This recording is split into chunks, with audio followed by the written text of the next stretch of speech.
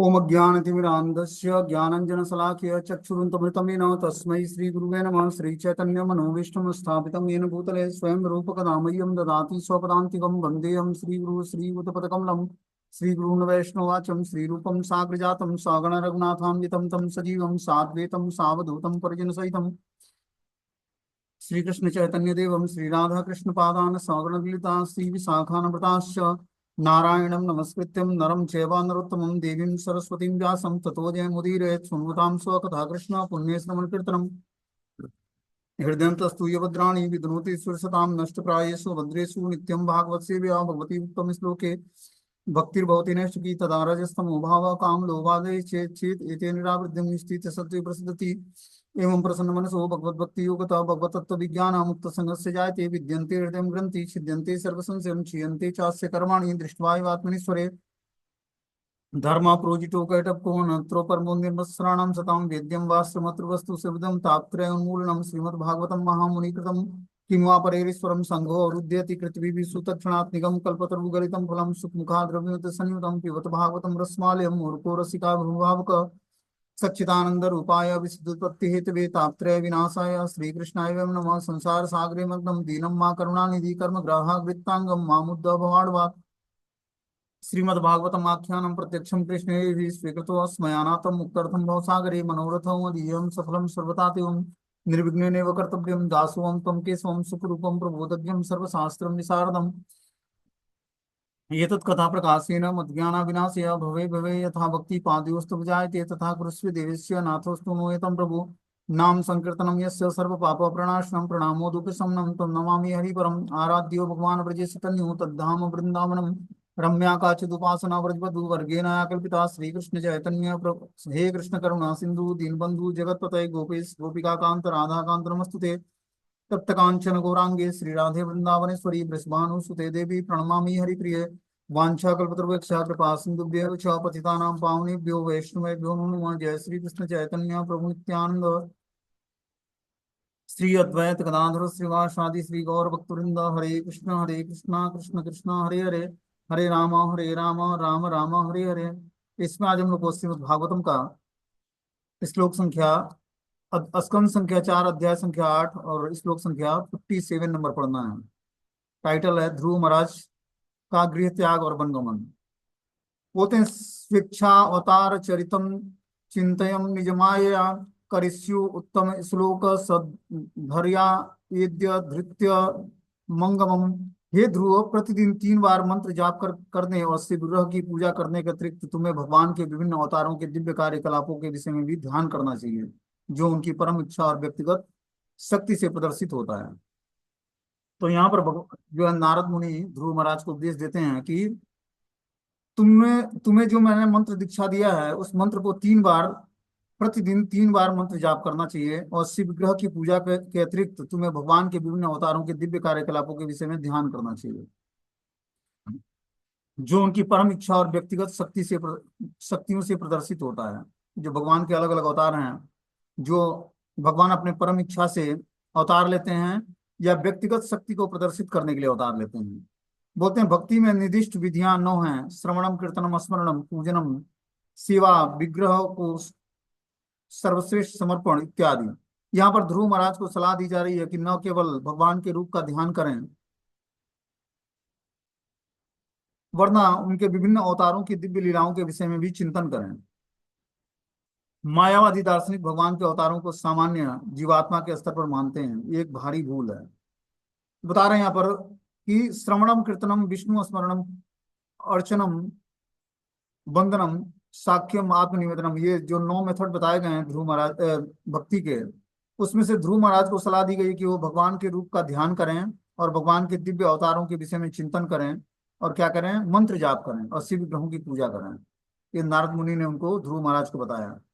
बोलते हैं भगवान के अवतारों को सामान्य जीवात्मा के स्तर में मानना ये मायावादियों का दर्शन है। एक और यह एक भारी भूल है। भगवान के अवतारों को प्रकृति के भौतिक नियमों के अनुसार कर्म करने के लिए बाध्य नहीं किया जाता।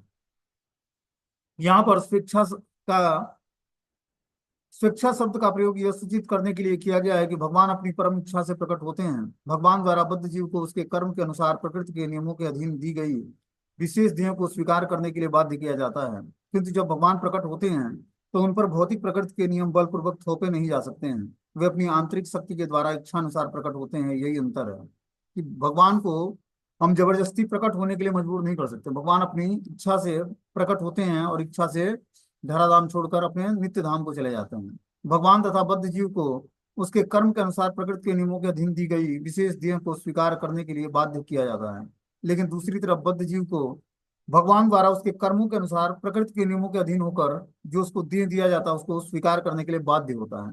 लेकिन भगवान के साथ ऐसी कोई मजबूरी नहीं होती है। भगवान प्रकट होते हैं भौतिक प्रकृति में, भौतिक प्रकृति के नियम बलपूर्वक उन पर थोपे नहीं जा सकते। वे अपनी अंतरंग शक्ति द्वारा इच्छानुसार प्रकट होते हैं। यही भगवान और बद्ध जीव में अंतर है कि बद्ध जीव अपने कर्म के अनुसार भगवान के बताए हुए प्रकृति के नियमों के अनुसार उसको बाध्य होकर एक नया शरीर धारण करना पड़ता है। लेकिन भगवान जो है स्वराट हैं और स्वतंत्र हैं। वो अपनी आंतरिक शक्तियों को इच्छानुसार प्रकट करके और उस अनुसार शरीर मतलब अवतार लेते हैं। बद्ध जीव अपने कर्म तथा भौतिक प्रकृति की श्रेष्ठ सत्ता द्वारा दिया गया एक विशेष प्रकार का शरीर जैसे अन्य अन्य अन्य योनियों का शरीर स्वीकार कर सकता है। किंतु जब कृष्ण सूकर अवतार में प्रकट होते हैं तो वे सामान्य पशु के रूप में सूअर नहीं होते। कृष्ण अत्यंत विराट बड़ा अवतार के रूप में प्रकट होते हैं जिसकी तुलना सामान्य सूकर से नहीं की जा सकती है। नारद ने ध्रुव को उपदेश दिया कि वे भगवान की लीलाओं का ध्यान करें क्योंकि यह भगवान के रूप में अपने मन को केंद्रित करके ध्यान करने के ही तुल्य है। भगवान के किसी भी रूप का ध्यान जितना उपयोगी है उतना ही भगवान के विभिन्न नामों यथा हरि गोविंद और नारायण नामों का जप करना है। किंतु इस युग में हमें शास्त्रों में बताया गया कि हरे कृष्णा कृष्ण कृष्ण हरे हरे हरे राम राम राम हरे हरे मंत्र का जाप करने का विशेष उपदेश दिया गया है। कि नारद मुनि ध्रुव महाराज को उपदेश दे रहे हैं कि भगवान की लीलाओं का ध्यान करें और भगवान के रूप में अपने मन को केंद्रित करके ध्यान करते हुए करने के तुल्य है। मतलब भगवान के रूप में अपने मन को केंद्रित करना ही ध्यान करने के तुल्य है। तो क्या करो, मन को भगवान के नाम रूप गुण लीलाओं में लगाओ। भगवान के किसी भी रूप का ध्यान जितना उपयोगी है उतना ही भगवान के विभिन्न नामों हरि गोविंद नारायण का जाप करना भी उतना ही उपयोगी है। मतलब भगवान के किसी पर्टिकुलर रूप में ध्यान करना और भगवान के नाम का जप करना दोनों में कोई डिफरेंस नहीं है। बता रहे हैं इस युग में ध्यान की आवश्यकता नहीं है। इस युग में बस महामंत्र को ध्यान पूर्वक जपने की आवश्यकता है। यही विशेष उद्देश्य है। बोलते हैं परिचर्या भगवतुम यावत्यम पूर्व सेविताम तन्मात्रा हृदय नेव प्रयुज्या मंत्र मूर्तये। संस्तुति सामग्रियों द्वारा परमेश्वर की पूजा किस प्रकार की जाए इसके लिए मनुष्य को चाहिए कि पूर्व भक्तों के पद चिन्हों का अनुसरण करे अथवा हृदय के भीतर ही मंत्रोच्चारण करके भगवान की पूजा करे जो मंत्र से भिन्न नहीं है। क्या बोलते हैं यहाँ पर कि जो भी सामग्री उपलब्ध हो उससे परमेश्वर की पूजा किया जाए और उसके बाद मनुष्य को चाहिए कि पूर्व भक्तों के पद चिन्हों का अनुसरण करे तथा हृदय के भीतर मंत्रोच्चारण करके भगवान की पूजा करे जो मंत्र से भिन्न नहीं है। इस प्रकार भक्त को क्या चाहिए कि पूर्ववर्ती भक्तों के पद चिन्हों का अनुसरण करें। जिस हिसाब से आचार्यों ने जिस पद पर चला है उसी पद पर हमें भी चलना है और क्या करना है, हृदय के भीतर मंत्रोच्चारण करके भगवान की पूजा करनी है। बोलते हैं यहाँ पर संस्तुति की गई है कि यदि कोई बताए गई समस्त सामग्रियों से भगवान की पूजा की व्यवस्था नहीं कर सकता तो उसे चाहिए कि भगवान के स्वरूप और शास्त्रों द्वारा वर्णित सभी वस्तुओं को मन से प्रदान करे जिसमें जल चंदन लेप शंख छत्र पंखा चामर सम्मिलित है। इनका अर्पण करते समय ध्यान धरा जाए और 12 अक्षर के मंत्र ओम नमो भगवते वासुदेवाय का जप किया जाए। चूंकि मंत्र तथा भगवान अभिन्न है अतः भौतिक सामग्रियों के अभाव में भगवान की पूजा मंत्र द्वारा की जाती है। कि अगर जो मान लो कि आपके पास सामर्थ्य नहीं है पूजा करने की भगवान की तो आप ध्यान के माध्यम से भगवान को जल चंदन लेप शंख छत्र पंखा और चामर ऑफरिंग कर सकते हो। और क्या कर सकते हो, 12 अक्षर वाला जो मंत्र है ओम नमो भगवते वासुदेवाय इसका जप कर सकते हो जब आप ऑफरिंग करते हो भगवान को। तो चूंकि मंत्र तथा भगवान अभिन्न है तो भौतिक सामग्रियों के अभाव में भगवान की पूजा मंत्र द्वारा करें। बोल रहे हैं यदि सामग्री उपस्थित न रहे तो विभिन्न अवयवों का चिंतन करके मंत्रोच्चारण द्वारा से विग्रह को अर्पित करनी चाहिए। भक्तियों की ये सुविधाएं अत्यंत सरल और शक्ति संपन्न है। क्योंकि आपके पास सुविधाएं नहीं है सामग्री इकट्ठा करने की तो आप क्या करो, ध्यान करते हुए उन सारी चीजों को अर्पण करो जो शास्त्रों में बताए गए हैं। और इस प्रकार ओम नमो भगवते वासुदेवाय मंत्र का जप करो उस समय जब भगवान को अर्पण करते हो तुम। इस प्रकार जो कोई गंभीरता तथा निष्ठा से अपने मन वचन और शरीर से भगवान की भक्ति करता है, तो बताई गई भक्त विधियों के कार्यों में मग्न रहता है, तो उसे उसकी इच्छा अनुसार भगवान वरदान देते हैं। यदि भक्त भौतिक संसार में धर्म अर्थ काम तथा भौतिक संसार में मोक्ष चाहता है, तो भगवान इन फलों को भी प्रदान करते हैं। और जो जीवात्मा भौतिक चीजें भी चाहता है, धर्म अर्थ काम और भौतिक संसार से मोक्ष, तब भगवान ये सब भी उसको प्रदान करते हैं। बस क्या करना पड़ेगा, गंभीरता पूर्वक और निष्ठा के साथ अपने मन वचन और शरीर से भगवान की भक्ति करनी पड़ेगी, तो उसकी सारी इच्छाओं को सारी जरूरतों को भगवान पूर्ण कर देंगे। बोलते हैं भक्ति इतनी सभम्य होती है कि जो भक्ति करता है वो भगवान के से मनचाहा वरदान प्राप्त कर सकता है। बद्ध जीव इस भौतिक जगत में बहुत लिप्त रहते हैं और धार्मिक कृत्य करने करके वे धर्म अर्थात अर्थ का भौतिक लाभ उठाना चाहते हैं। तो जो बद्ध जीवात्मा है वो अपने धर्म और अर्थ का भौतिक लाभ उठाना चाहता है, जबकि हमें धर्म का पालन आध्यात्मिक स्तर पर करना चाहिए। आध्यात्मिक स्तर पर हमारा दो धर्म है, एक है शरीर का धर्म, एक है आत्मा का धर्म। ठीक है ना। जब हम आध्यात्मिक स्तर पर शरीर के धर्म और आध्यात्मिक स्तर पर आत्मा के धर्म दोनों को फॉलो करते हैं, तब वही वास्तविक धर्म है। धर्मम तो साक्षात भगवत प्रणीतम। जो धर्म भगवान की भक्ति के लिए अनुकूल हो उसी धर्म को हमें स्वीकार करना चाहिए। और हमारा अर्थ भी भौतिक लाभ के लिए नहीं होना चाहिए, अर्थ भी भगवान की सेवा के लिए होना चाहिए। और जो भी हम सेवा करते हैं उसका जो उचिष्ट होता है उसको हमें प्रसाद के रूप में स्वीकार करना चाहिए। यदि कोई मुक्ति के लिए अत्यंत उत्सुक हो तो उसे दिव्य प्रेमा भक्ति की पद्धति का दृढ़ता से पालन करके 24 घंटे समाधि की सर्वोच्च अवस्था में रहना चाहिए।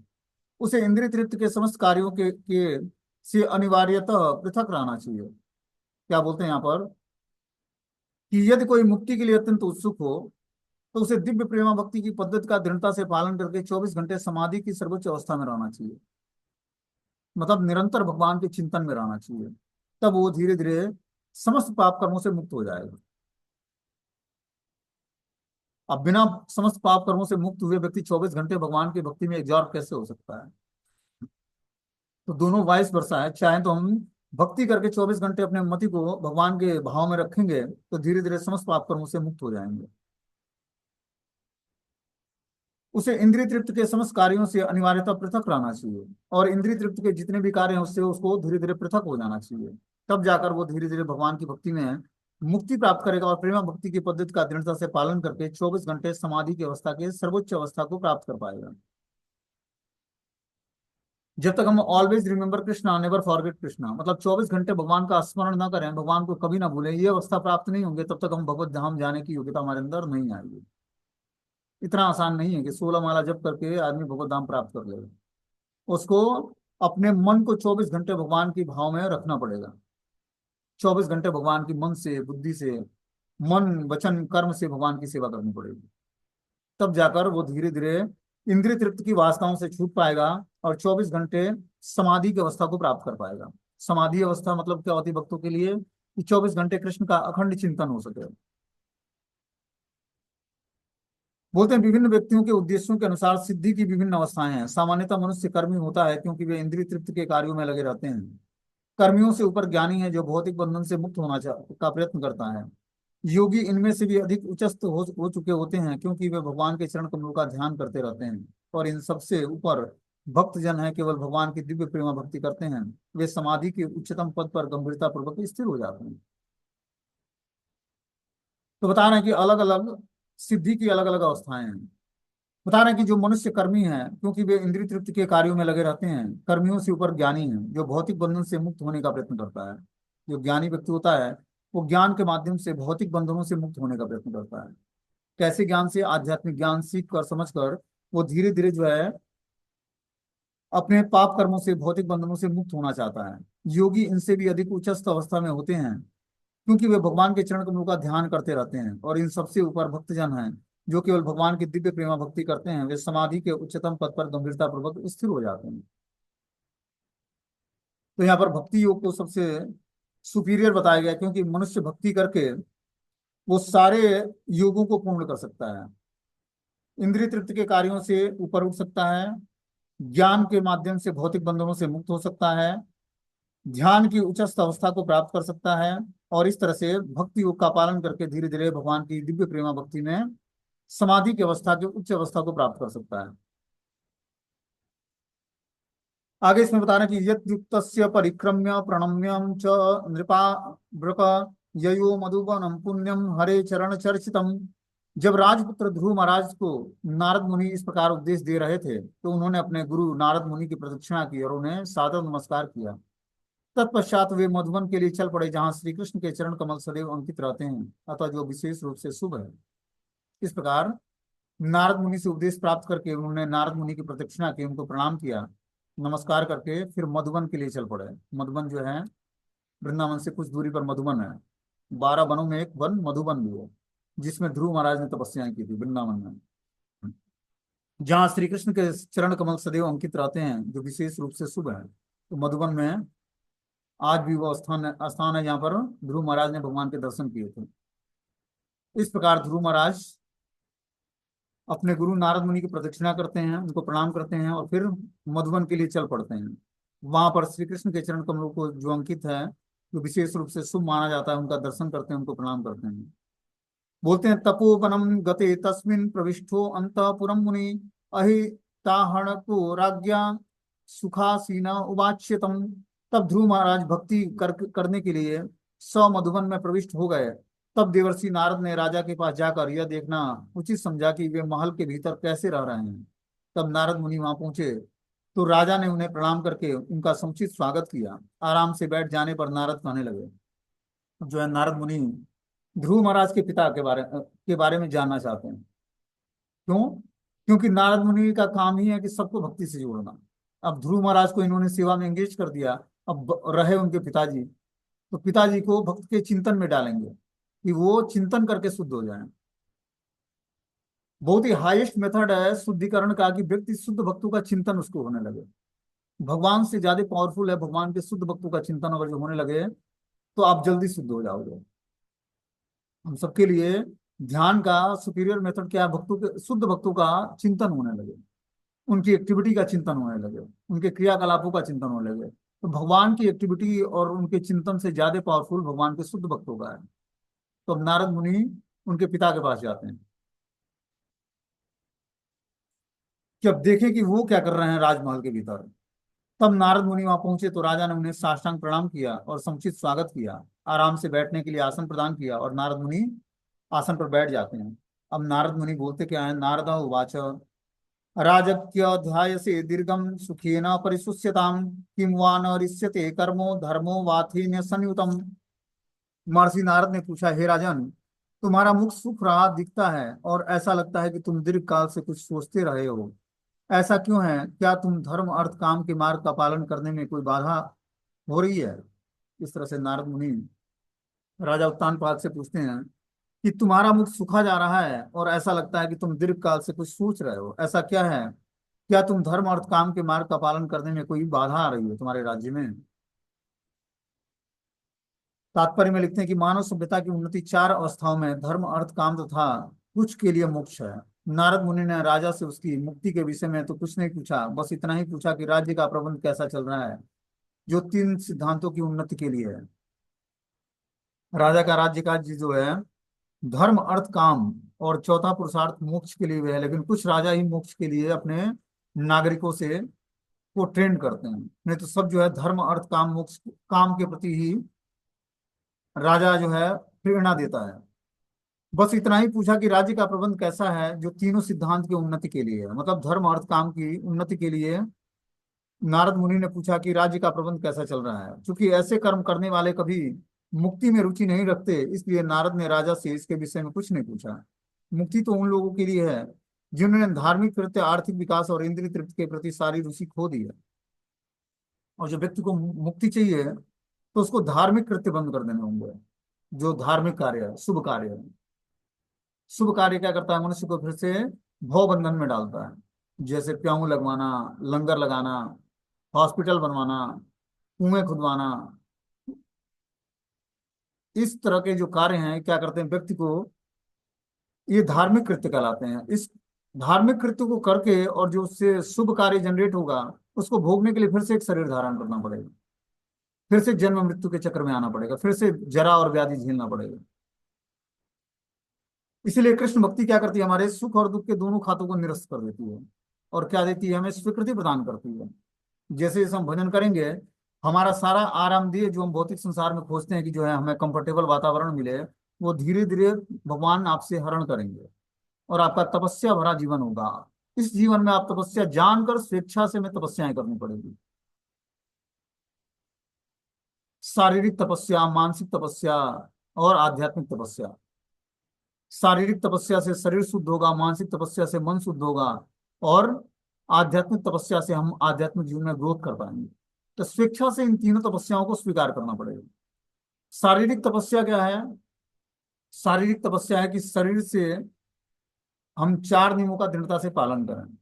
मांसाहार नहीं करना है, जुआ सट्टा लॉटरी नहीं खेलनी है, और मांसाहार नशा नहीं करना है किसी चीज का, और अवैध संबंध नहीं रखना है। ये शरीर की तपस्या है। मन की तपस्या क्या है? मन से हम कुछ गलत संकल्प न चलाएं, ठीक है ना, और मन को हमेशा 24 घंटे भगवान की सेवा में एंगेज रखें। ये मन की तपस्या है। और आध्यात्मिक तपस्या में क्या है? हम महामंत्र का ज्यादा से ज्यादा ध्यान करें, स्वाध्याय करें, भगवान की तदीय वस्तु की सेवा करें। एकादशी, जैसे एकादशी, रामनवमी, जन्माष्टमी, राधा अष्टमी, गौर पूर्णिमा आदि त्योहारों को पर उपवास रखकर मंत्र जाप करें, और कम से कम आहार लेकर ज्यादा से ज्यादा भजन करें उस दिन। ये आध्यात्मिक तपस्या है। इस तरह से जब व्यक्ति शारीरिक, मानसिक और आध्यात्मिक तपस्या करके और धीरे धीरे वो शुद्धता को प्राप्त होता है। बता रहे हैं कि इसलिए नारद ने राजा से इसके विषय में कुछ नहीं पूछा कि मुक्ति तो उन लोगों के लिए है जो धार्मिक कृत्यों, आर्थिक विकास और इंद्रिय तृप्ति के प्रति सारी रुचि खो दी है। तो राजा का जो राज्य था, प्रहलाद महाराज के पिता का, उसमें आध्यात्मिक एक्टिविटी कम होती थी, मतलब होती ही नहीं थी। एज ए शून्य था बिल्कुल। बस प्रहलाद महाराज को ही माता सुनीति ने भेजा। सुनीति मतलब शुभ नीति, जो शुभ नीति जानती थी। बाकी सब तो आसुरी प्रवृत्ति के लोग थे। बता रहे हैं कि राजो उवाच, अब राजा बोलना शुरू करता है। सुतो में बालको ब्रह्मन अस्त्रेणा करुणात्मना निर्वासजम पंचवर्षम सह मात्रा महाकवि। राजा ने उत्तर दिया है, ब्राह्मण श्रेष्ठ, मैं अपनी पत्नी में अत्यधिक आसक्त हूँ और इतना पतित हूँ कि मैंने अपने 5 वर्ष के बालक के प्रति भी दया भाव के व्यवहार का त्याग कर दिया है। मैंने उसे महात्मा तथा महान भक्त होते हुए भी महात्मा माता सहित निर्वासित कर दिया है। क्या बोल रहे हैं यहाँ पर कि हे ब्राह्मण श्रेष्ठ, मैं अपनी पत्नी से अत्यधिक आसक्त हूँ और मैं इतना पतित हूँ कि मैंने अपने 5 वर्ष के बालक के प्रति दया भाव का व्यवहार त्याग कर दिया, और मैंने उसे महात्मा तथा महान भक्त होते हुए भी माता सहित निर्वासित कर दिया है। अब उनको खेद हो रहा है। जब व्यक्ति को भगवान के शुद्ध भक्तों का दर्शन होता है या भगवान की भक्ति वो करता है, तब उसको अपने अपराध या गलतियां पता लगती हैं। साधारण भौतिकतावादी व्यक्ति को अपने न तो अपराध पता लगेंगे, न गलतियां पता लगेंगे, न तो गलतियां स्वीकार ही नहीं करेगा। क्योंकि जब हम भक्ति करते हैं तब हृदय में बैठे परमात्मा हमें रिसिप्रोकेट करते हैं और हम स्वीकार करते हैं उस बातों को। जो व्यक्ति भक्ति नहीं करता वो भगवान की बातों को स्वीकार नहीं करता है, परमात्मा की बातों को स्वीकार ही नहीं करता, रिजेक्ट कर देता है वो। क्यों? क्योंकि वो भौतिक अहंकार में होता है। वो परमात्मा पर अपना वर्चस्व जमाना चाहता है, उनकी बातों को गलत ठहराना चाहता है। इस कारण से वो भगवान, जो हृदय में बैठे परमात्मा है, उनकी बातों को स्वीकार नहीं करता वो। और इस प्रकार मनमाना कार्य करके और जो है बार बार जो है पाप कर्मों में फंसता जाता है, और जन्म मृत्यु जरा व्याधि के चक्र में आकर और भगवान से विमुख रहता है हमेशा। इसीलिए क्या करना है, आध्यात्मिक शक्तियों को जागृत करना अपने अंदर। जो हमारे हृदय में बैठे परमात्मा हैं, उनकी बातों को जब हम मानेंगे, तब धीरे धीरे हमारे अंदर आध्यात्मिक एक्टिविटी करने के लिए एनर्जी मिलेगी। बोलते हैं इस श्लोक में अनेक विशिष्ट शब्द आए हैं जिसे ध्यान पूर्वक समझना होगा। राजा ने कहा कि अपनी पत्नी में लिप्त होने के कारण उसने दया करनी छोड़ दी है। यह पत्नी के प्रति अत्यधिक आसक्ति के कारण हुआ। राजा की 2 पत्नियां थी, पहली पत्नी सुनीति और दूसरी सुरुचि। वह दूसरी पत्नी को अधिक चाहता था, अतः उसने ध्रुव महाराज के साथ अच्छा व्यवहार नहीं किया। ध्रुव द्वारा घर छोड़कर तपस्या करने का यही कारण था। यद्यपि पिता होने के कारण राजा पुत्र को भी चाहता था, किंतु अपनी दूसरी पत्नी के प्रति अत्यधिक आसक्त होने के कारण ध्रुव महाराज के प्रति प्रेम कुछ कम था। अब वो पश्चाताप कर रहा था कि उसने ध्रुव महाराज तथा उसकी माता सुनीति को एक प्रकार से घर से निकाल दिया है। ध्रुव महाराज तो जंगल चले गए, किंतु उनकी माता राजा से उपेक्षित होकर एक प्रकार से निर्वासित कर दी गई थी। राजा को पश्चाताप हो रहा था कि उसने अपने 5 वर्ष के पुत्र को निकाल दिया है। पिता को चाहिए कि वह पुत्र और पत्नी को न तो निर्वासित करे, न उसके भरण पोषण में लापरवाही बरते। दोनों ही उपेक्षा करने के कारण राजा अत्यंत दुखी था और उसका मुख मुरझाया हुआ था। मनुस्मृति के अनुसार मनुष्य को अपनी पत्नी और बच्चों का कभी परित्याग नहीं करना चाहिए। हाँ, यदि वह आज्ञाकारी न हो तो गृहस्थ जीवन के नियमों का पालन न करें तो कभी कभी उनका परित्याग कर दिया जाता है, किंतु ध्रुव महाराज के साथ ऐसा न था। वे अत्यंत शिष्ट और आज्ञाकारी थे, साथ ही महान भक्त थे। ऐसे व्यक्ति की उपेक्षा नहीं होनी चाहिए, किंतु राजा ने बाध्य होकर उसे निर्वासित कर दिया। अब वह अत्यंत दुखी था। तो बता रहे हैं कि किसी भी हालत में पिता को पुत्र और पत्नी को घर से निर्वासित नहीं करना चाहिए, उसके भरण पोषण में लापरवाही नहीं बरतना चाहिए। और ये दोनों होने के कारण ही राजा ने अपने पुत्र और पत्नी को निर्वासित किया राज्य से, और भरण पोषण में लापरवाही बरती। इस कारण से वो अत्यंत दुखी था और उसका मुंह जो है मुख मुरझाया हुआ था। मनुस्मृति नामक ग्रंथ में बताया गया कि पत्नी और बच्चों का कभी परित्याग नहीं करना चाहिए। कब तक? जब तक वो गृहस्थ के नियमों का पालन करते हैं, मतलब आपके साथ रहते हैं, तब तक उनका कभी भी परित्याग नहीं करना चाहिए और आज्ञा अनुसार कार्य करते हैं तो। लेकिन और जो आज्ञा और नियमों का पालन नहीं करते हैं तो कभी कभी उनका परित्याग कर दिया जाता है। ध्रुव महाराज के साथ ऐसा नहीं था। ध्रुव महाराज अपने पिता के आज्ञाकारी पुत्र थे और महान भक्त भी थे। इस कारण से उनको राज्य से निर्वासित नहीं करना चाहिए था, और जो राजा ने कहा इस कारण से वो दुखी था। हे ब्राह्मण, मैंने पुत्र का मुख कमल के फूल के समान था। मैं उसकी दयनीय दशा के विषय में सोच रहा हूँ। वह असुरक्षित तथा अत्यंत भूखा होगा। वह जंगल में कहीं लेटा होगा और भेड़िया ने झपट कर उसका शरीर काट खाया होगा। इस तरह से नारद मुनि को उनके ध्रुव महाराज के पिता उत्तानपाद बता रहे हैं कि निश्चित रूप से हमारा बेटा जो है, उसका मुख जो है कमल के फूल के समान था। मैं उसकी दयनीय दशा के विषय में सोच रहा हूँ कि वो कहीं असुरक्षित अवस्था में भूखा ही लेटा होगा कहीं जंगल में, और भेड़िया उसका झपट कर उसका शरीर काट खाया होगा। और जरा देखिए तो मैं कैसा स्त्री का गुलाम हूँ। जरा मेरी क्रूरता के विषय में तो सोचिए। वह बालक प्रेम बस मेरी गोद में चढ़ना चाहता था, किंतु मैंने न तो उसको आगे आने दिया, न ही उसे एक क्षण भी दुलारा। जरा सोचिए कि मैं कितना कठोर हृदय हूँ। अब नारद मुनि के दर्शन मात्र से इनके हृदय में जो है सद्भावना उत्पन्न हो गई। ऐसा नहीं था, पहले नहीं था ये भावना। ये क्या हुआ? नारद मुनि के दर्शन मात्र से ये भावना उत्पन्न हुई, क्योंकि वो नारद मुनि भगवान के शुद्ध भक्त हैं। शुद्ध भक्तों के दर्शन मात्र से हृदय की सारी कलुषता नष्ट हो जाती है। यहाँ तक कि हमने चैतन्य भागवत में क्या सुनाया था कि व्यक्ति पिंड दान करता है तो बस उसका उस पित्र का ही उद्धार होता है जिसके नाम से वो पिंड दान करता है। लेकिन अगर जो वो भगवान के नित्य सिद्ध पार्षदों का दर्शन कर लेता है तो उसी तरह उसके कई पुस्त के पूर्वज का उद्धार होगा और उनको भक्ति प्राप्त हो जाती है। इतना पावरफुल है भगवान के नित्य सिद्ध पार्षद। जो नारद मुनि है भगवान के नित्य सिद्ध पार्षद हैं।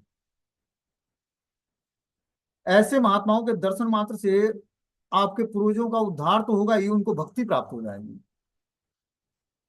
पिंडदान में भक्ति प्राप्त नहीं होती। पिंडदान में तो वो व्यक्ति अपने पाप कर्मों से छूट जाता है, उसको सदगति मिल जाती है। लेकिन शुद्ध भक्तों के नित्य सिद्ध पार्षदों के दर्शन मात्र से, चैतन्य भागवत में वृंदावन दास ठाकुर बोलते हैं कि नित्य सिद्ध पार्षदों के दर्शन मात्र से उसके कई जोनियों के पुरखों का उद्धार हो जाता है और वो भगवान की भक्ति को प्राप्त कर लेते हैं। ऐसा है भगवान के शुद्ध पार्षदों का दर्शन। अब आगे जो है नारद मुनि बताते हैं कि मामा शुचम स्वतनयम देवगुप्तम विशांपते तत्प्रभाव विज्ञायम प्रावृत्य यशो जगत। महर्षि नारद ने उत्तर दिया, हे राजन, तुम अपने पुत्र के लिए शोक मत करो।